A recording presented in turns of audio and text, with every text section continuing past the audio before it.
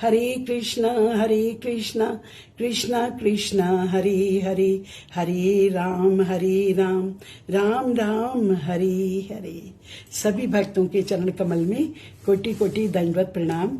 हरे कृष्णा।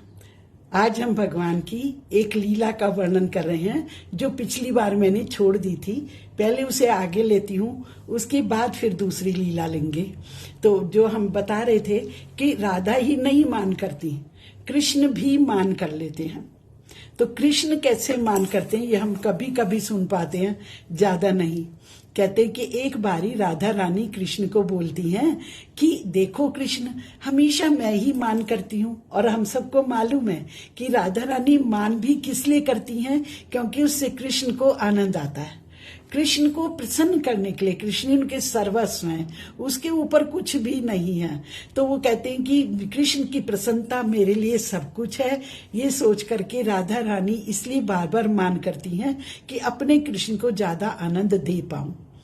तो आज राधा जी बोलती हैं कि सुनो कृष्ण, आज आप मान करिए और मैं आपको मनाऊंगी। तो कृष्ण बोले कि नहीं, रहने दो, इस तरह मत करो। कहते नहीं, आज आप मान करिए, हम आपको मनाएंगे। तो कृष्ण कहते देख लो, आप लोग बाद में बहुत रोओगी, पछताओगी, क्योंकि मैं अगर एक बार मान कर गया तो मैं मानूंगा नहीं फिर आराम से, कुछ करना। कहते नहीं, आप रूठिए, हम आपको मनाएंगे। कैसे भी मनाइए, ये हमारी जिम्मेवारी है, हम सब मिलकर आपको मनाएंगे। तो कृष्ण बोले देख लो, एक बार और सोच लो, अगर मैं रूठ गया तो आसानी से मानूंगा नहीं। तो राधा रानी सखियां बोलती हैं नहीं, आप रूठ कर दिखाइए एक बारी। और उन्हें क्या लग रहा था कि ये कृष्ण तो कभी रूठते ही नहीं है, तो इन्हें तो हम हल्का सा कुछ भी इनके आगे नाच कूद करेंगे, कुछ गान करेंगे और इन्हें तुरंत मना लेंगे। तो इस प्रकार कृष्ण क्या हुआ, रूठ कर बैठ गए, अब नहीं बोल रहे हैं। अब राधा रानी सखियां लगी हैं, कभी उन्हें कोई अच्छा सा चुटकुला सुनाती हैं, कभी कोई प्रसंग सुनाती हैं, कभी कोई गाना सुनाती हैं, लेकिन कृष्ण की मान ही नहीं रहे आज तो। कभी उनके चरण दबाने का प्रयत्न करती हैं तो चरण खींच लेते हैं, अगर उनके कंधे दबाने का प्रयत्न करती हैं तो हट के खड़े हो जाते हैं दूर जाकर कि नहीं, आज मैं तुमसे बात नहीं करूंगा, मैं अब रूठ गया हूं। अब पूरी तरह से जब कृष्ण ही रूठ जाएंगे तो देखिए राधा रानी ने अपनी वीणा मंगाई, जिस वीणा की तान छेड़कर वो कृष्ण कभी भी उनसे अलग नहीं रह सकते। लेकिन वही कृष्ण आज वीणा की तान पर भी इतना सुंदर राग राधा रानी गा रही हैं, लेकिन कृष्ण आज बिल्कुल मुंह फेर कर दूसरी तरफ वृक्ष के किनारे सटकर खड़े हो गए और बोले नहीं, मैं तुम्हारी तरफ आज देखूंगा भी नहीं। अब तो राधा रानी और सखियां सब बस बहुत परेशान हो गई। राधा रानी उनके आगे पीछे जा रही हैं, नृत्य की गुरु हैं, कृष्ण के नृत्य की गुरु कौन है, राधा रानी, और खुद जाकर उनके आगे नृत्य कर रही हैं, सारी भाव भंगिमाएं कर रही हैं। सखियां अलग अलग से बहुत प्रयास कर रही हैं कि किस प्रकार से आज हम कृष्ण को मना पाएंगे, लेकिन कृष्ण है कि आज मानने के लिए तैयार ही नहीं है। तो सब सखियों के अंदर बहुत ज्यादा दुख हो गया, बहुत ज्यादा इस तरह विक्षोभ हो गया कि अरे ये तो हमने बहुत गलती कर ली, जो हमने कृष्ण को बोल दिया कि आप मान जाइए, रूठ जाइए, तो ऐसे तो हमें नहीं करना चाहिए था। लेकिन कृष्ण तो वास्तव में इतने ज्यादा रूठ गए हैं कि आज लगता है कि मानेंगे ही नहीं। तो राधा रानी वहां पर रुदन करने लग गई, रोने लग गई, और इतना रोने लग गई वहां पर कि फिर भी कृष्ण का दिल आज नहीं पसीजा राधा रानी के रुदन को देखकर भी। लेकिन यमुना महारानी वहां पर थी, तो यमुना महारानी को लगा कि अरे हमारी सखी राधा रानी यदि रुदन करती है और कृष्ण नहीं मान रहे हैं, तो उन्होंने किसी को कुछ नहीं बोला। और यमुना महारानी गई और जाकर के उन्होंने क्या करा, अपनी वेशभूषा कृष्ण वाली धारण कर ली, बिल्कुल कृष्ण के ही वस्त्र धारण करे, उनके जैसा ही ऊपर का जामा फ्रॉक वाला जो वो पहनते हैं, अंदर नीचे पजामा पहना और ऊपर से वो ही दुपट्टा, उसी तरह वैजंती माला पहनी, तिरछा मुकुट लगाया और हाथ में कमल, लीला कमल को लेकर घुमाती हुई कृष्ण के आगे आकर खड़ी हो गई।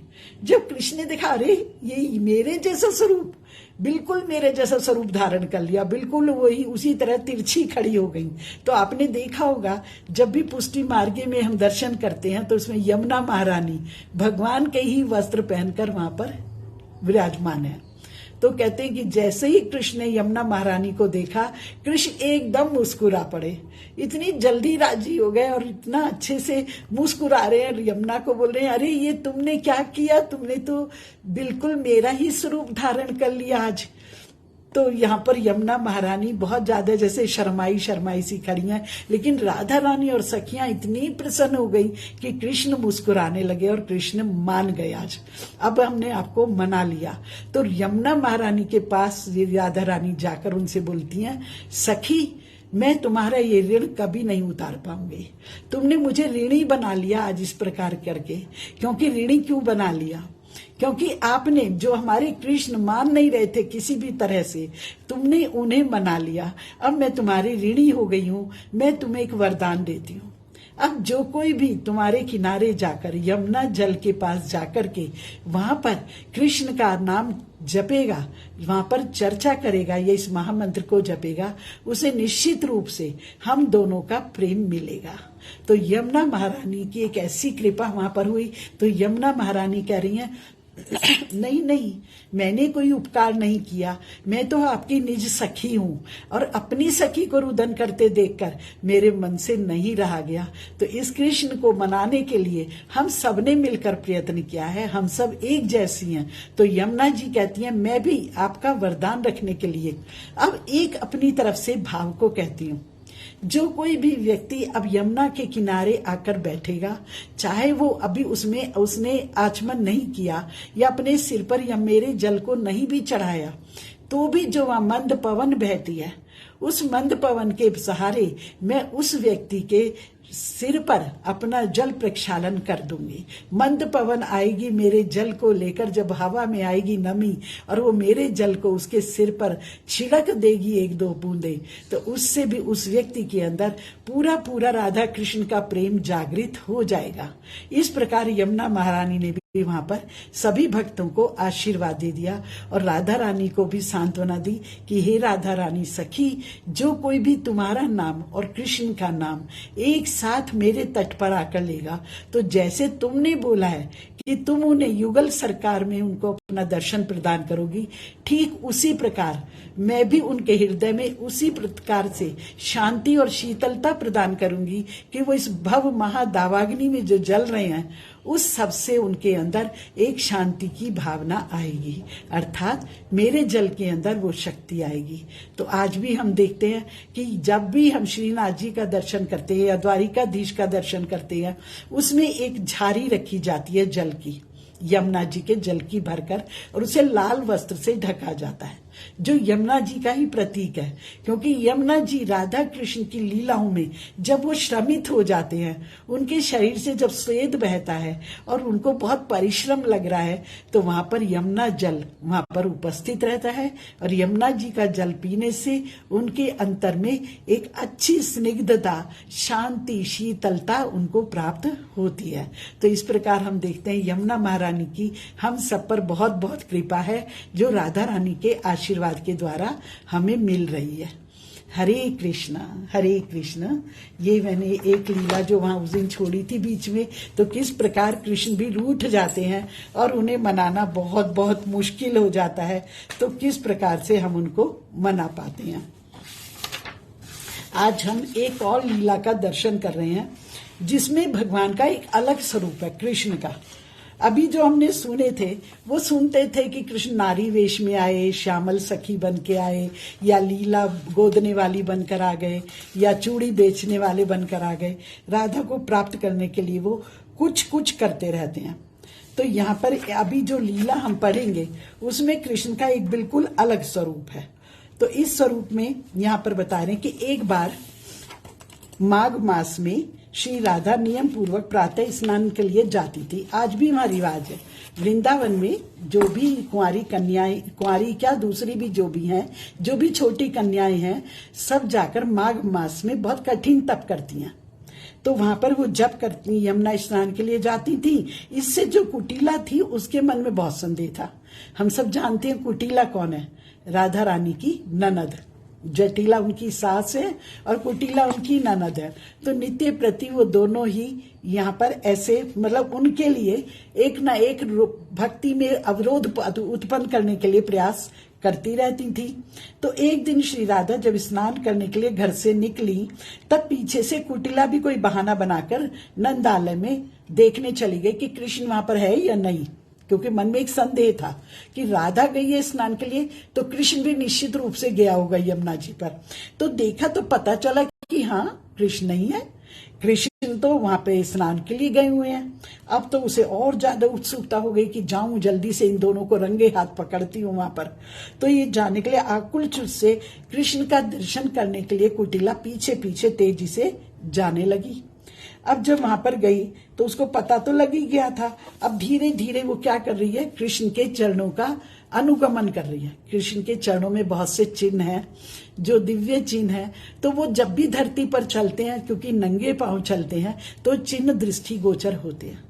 तो उन चिन्हों का परिवेक्षण करते हुए, उन चिन्हों को ऊपर ऊपर देखते हुए उनके पीछे पीछे चलने लगी कि देखती हूँ कहाँ तक ये कृष्ण गया है। अब वहां पर जाते हैं और वहां श्री कृष्ण के साथ, जहां पर राधा के साथ वो विलास करते हैं, वहां जाने की उसकी इच्छा हो गई। तो कुटिला को निकुंज के निकट आते देखा। अब जो वहां पर सखियां थी, तो जो तुलसी मंजरी थी, तुलसी नाम की मंजरी थी, उन्होंने दूर से देख लिया कि अरे ये तो राधा कृष्ण तो अंदर हैं, अभी कुंज में गए हैं अभी, और ये क्या कुटिला आ रही है।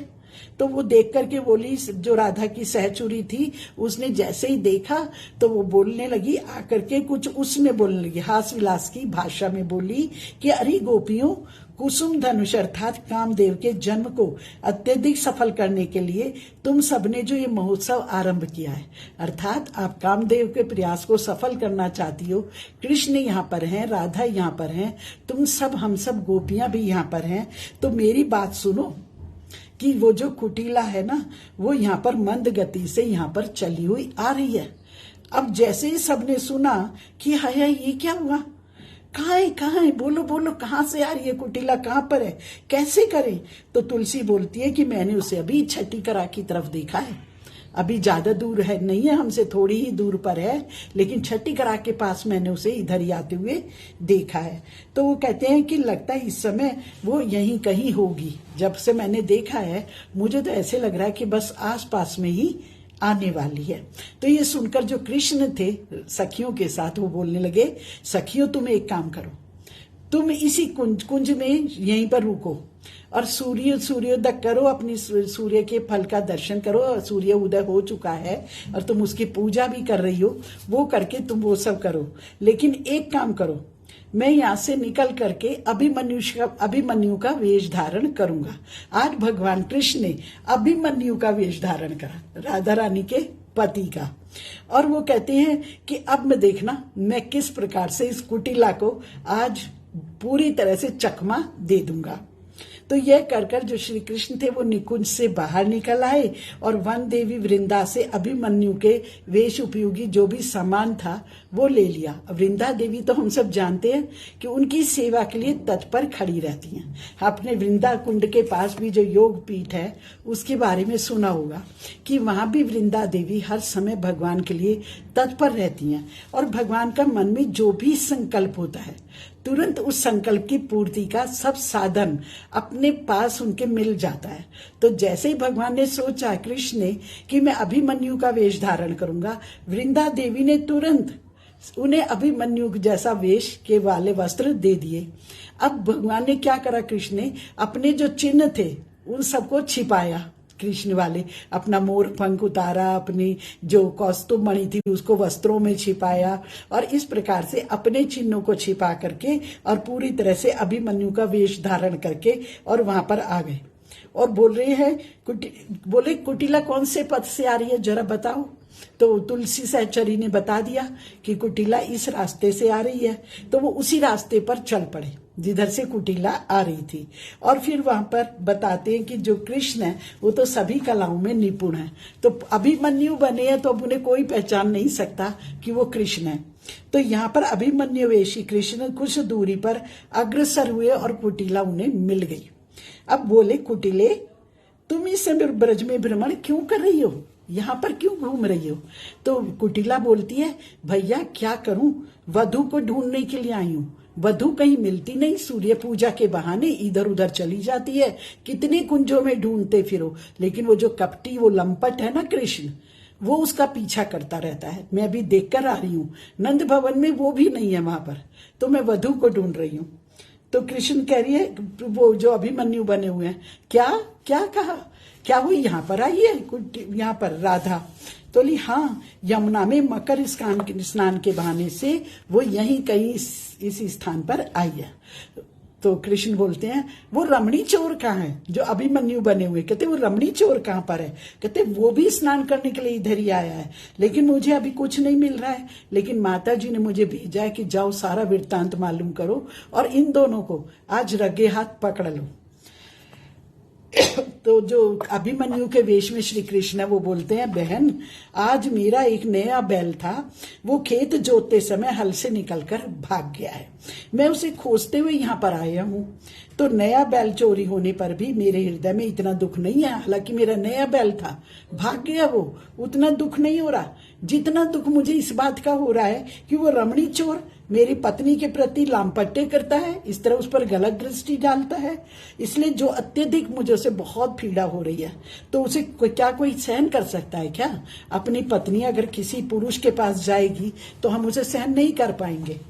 तो वो कहते तुम मेरी एक युक्ति सुनो। अब कुटिला को बोलते हैं, कुटिला को वो बोलते हैं, तुम मेरी एक युक्ति सुनो। लेकिन क्या है, बताओ, जल्दी बताओ भैया मुझे। तो वो कहते हैं कि तुम एक बात सुनो, मैं इस कुंज में छिप जाता हूँ, वहीं पास में एक कुंज थी, मैं इसमें छिप जाता हूँ। तुम शीघ्र एक काम करो, राधा और उसको ढूंढो, उस रमणी लंपट को। यदि वे कृष्ण के बिना तुम्हें अकेली मिल जाए राधा रानी, तो उसे छल पूर्वक इस कुंज में ले आना। तो कहते अगर तुम्हें राधा मिल जाए तो मेरे पास यहीं पर ले आना और कुंज के निकट दूर से देखकर मुझे, या तुम देख लो कि कृष्ण और राधा वहां पर हैं, तो मुझे तुम चुपचाप इशारा कर देना, तो मैं वहां आ जाऊंगा। तो इस बात को सुनकर जो कुटिल स्वभाव वाली कुटिला थी, वो तो कालीहर्ष से आरंभ करके प्रत्येक कुंज में ढूंढती हुई वंशी केशी घाट के निकट एक पुष्प उद्यान में आ गई।